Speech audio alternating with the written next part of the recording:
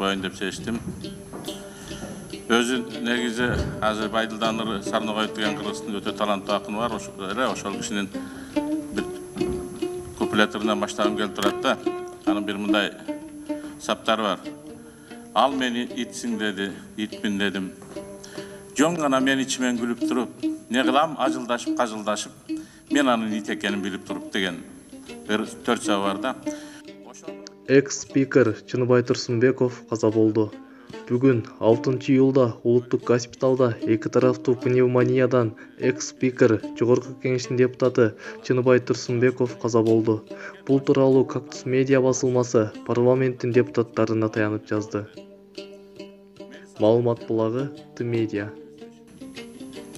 Мындан 2 ай мурда мага келген. Бир өтө тааныштан тааныш салып отуруп, жолгайында туруп болуптур тааныштарды көңүлүн кирбей кабыл алсам, шылтоосу 15-жыл камалган экен, ошо камалып атканда. Акын, адабиятчы, коомдук ишмер, депутат КСДПнын мурдагы фракция башчысы, Жогорку Кеңештин депутаты Чыныбай Турсунбеков тууралуу 9 факты. Биринчи, тоо койнунда төрөлгөн. Чыныбай Турсунбеков 1960-жылы 15 октябрда Нарын облусуна караштуу Нарын районунун Жанбулак айылында туулган. Атасы Акын Турсунбеков тыйкан, апасы Умсунай Такырова үй кожойкеси болгон. Ата-энеси 10 баланы тарбиялаган. Турсунбеков үйдүн 6-чы баласы. Экинчи, кесиби боюнча журналист. Мектепти бүткөндөн кийин Улуттук университеттин журналистика факультетине тапшырган.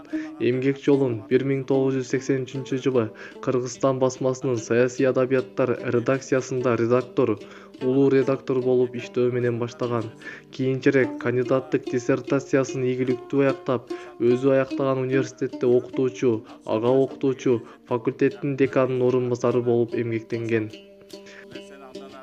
Үчүнчү, Турсунбековдун ишкерлиги кантип башталган?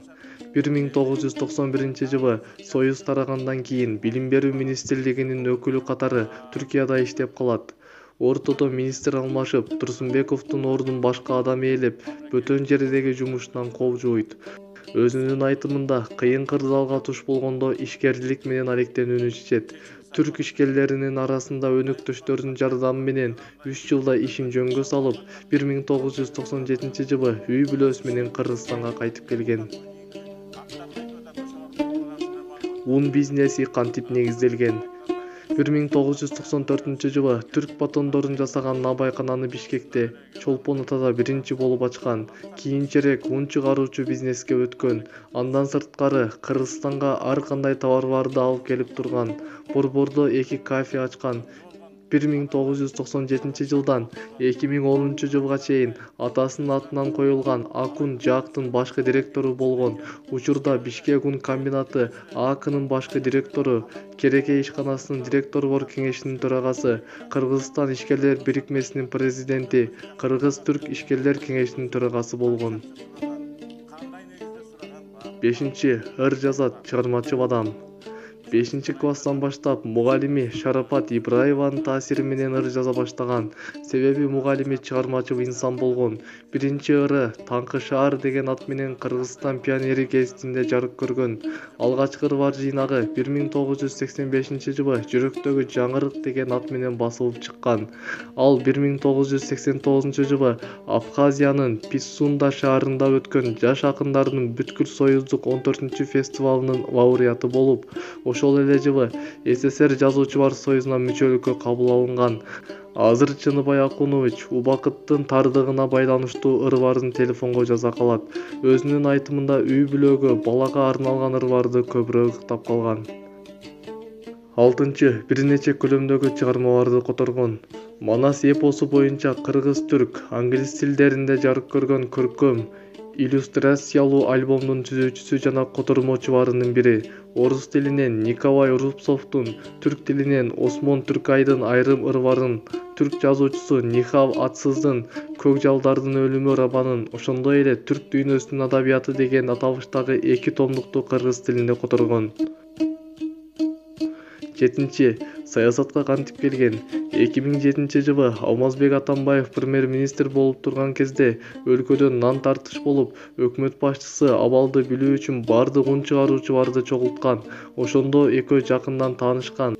2010-жылы Чыныбай Акунович Атамбаевдин сунушу менен өкмөткө чакырылган. Саясий ишмердүүлүгү. Чыныбай Турсунбеков 2010-жылы Кыргызстан социал-демократиялык партиясынын тизмеси боюнча 4-чакырылыштагы Жогорку кеңештин депутаты болуп шайланган. 2015-жылдын 4-октябрында кайрадан депутат, фракция лидери болгон. 2016-жылдын 27-апрелинде Жогорку кеңештин төрагасы болуп дайындалган. 9. Жеке жашоосу. Жубайы Нуржан Тентимишова кесиби боюнча орус тилчи мугалим, учурда ийгиликтүү ишкер, жубайлар 3 баланын ата-энеси. Улуу кызы Айдай Акун фирмасынын башкы директору, экинчи кызы Бегимай Акун Ысык көл пансионатынын директору, Капитал банкынын директорлор кеңешинин мүчөсү. Уулу Эржан студент, 3 баласы тең Борбордук Азиядагы Америка университетинен билим алышкан.